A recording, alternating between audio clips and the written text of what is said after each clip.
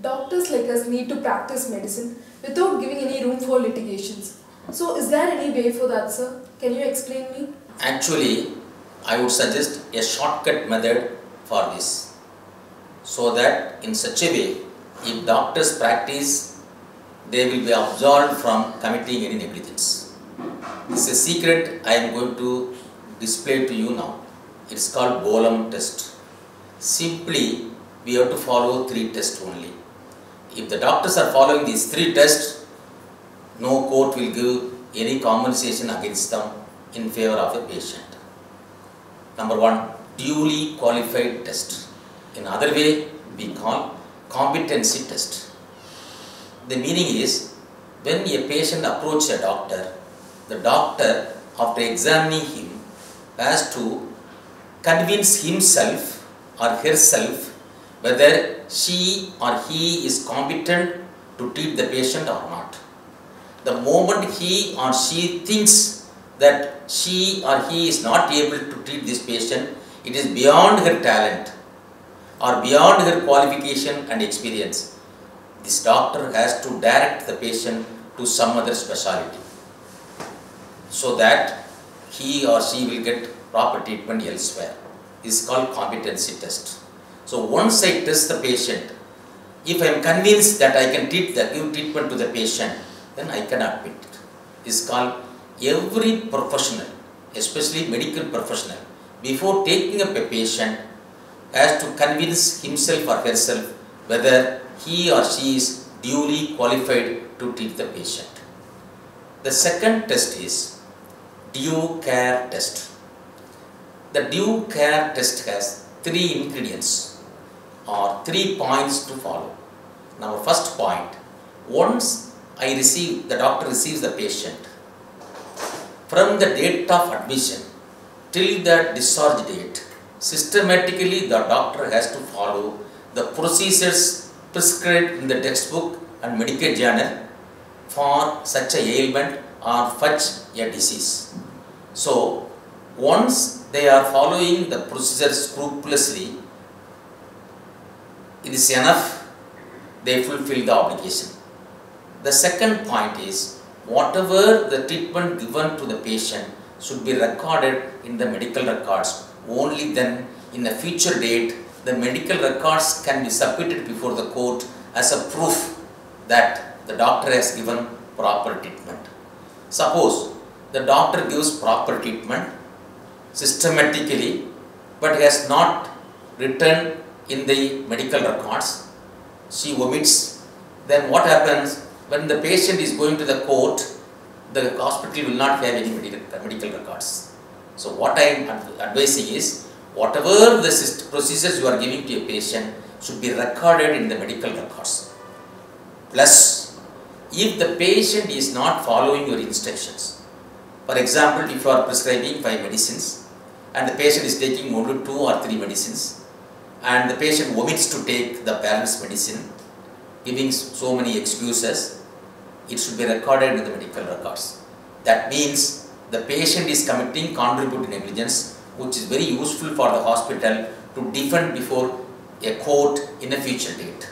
So all the contributory negligence committed by the patient should also be recorded. Suppose the operation date is fixed, due to some reasons the doctor is not available, it is postponed, it should be communicated to the patient, and it should be written in the medical records also, the reason for that. In another example, suppose you are changing the doctor. One particular doctor is supposed to operate, but due to some reason, another doctor is going to operate. In such cases, you have to inform the name of the doctor and get consent from the patient. So all these things should be recorded in the medical records. Number 3, proper consent should be informed. That is, you have to get proper consent from the patient. What is the meaning of consent? Consent is nothing but you are getting permission from the patient about doing the operation, procedure, etc. Consent comes from the word consents of 2 minds. So what the doctor thinks about what he is intended to do should be explained to the patient, and the patient has to understand in the same way the doctor means. which we call consent. So before doing an operation, there must be a consent obtained from the patient.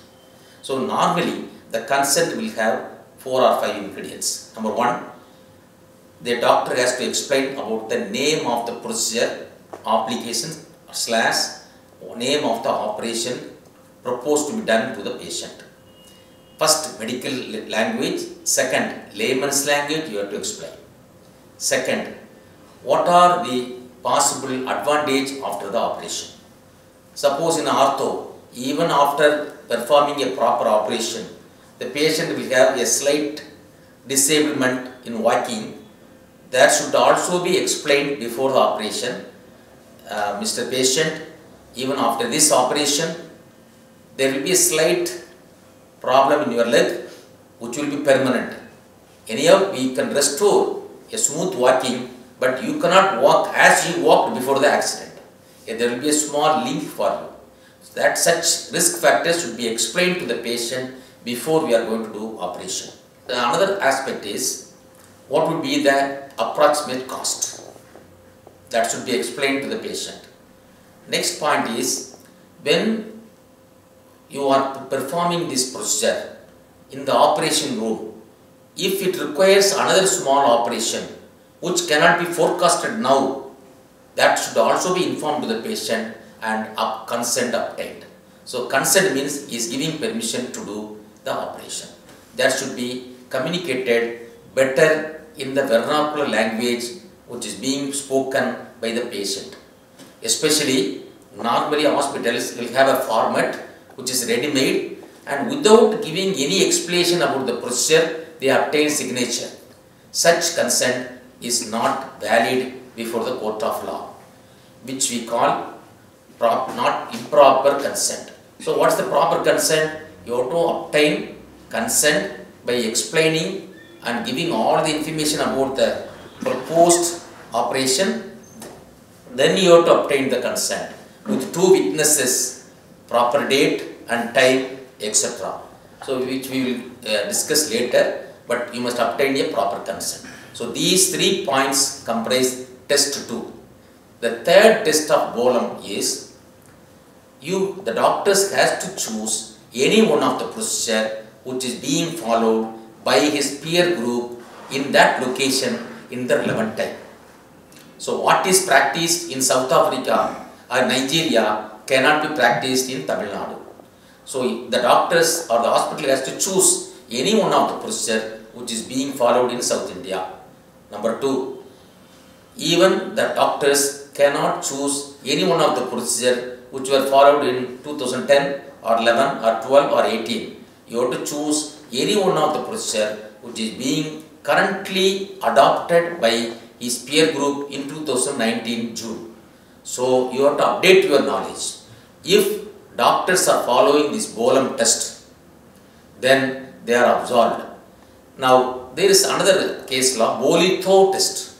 Bolitho means it is a subsequent case law which is brought before the world, and it was given by a court which says you have to choose any one of the procedures which is being practiced by any group of the doctors, but however that procedure must have logical validity before they practice it. Just because they are practicing, you cannot adopt it unless it is logically proved correct. This is called Bolitho test. If the doctors are following both the tests, then they are absolved from any of the litigations from the court of law.